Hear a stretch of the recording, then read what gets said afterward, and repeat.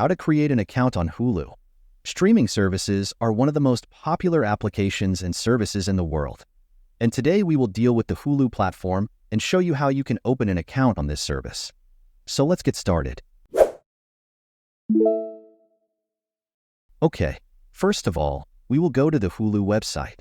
When the page opens, you will see a screen like this. On this page, find the option called Sign Up for Hulu only and click on it.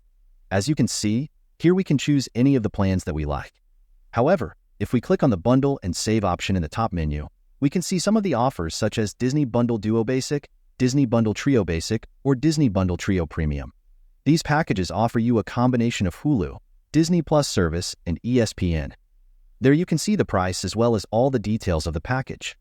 However, let's go back to regular packages. Here you can choose one of the packages such as Hulu without ads, Hulu which is the most popular, or Hulu Plus Live TV. Choose one of the plans by clicking the Select button.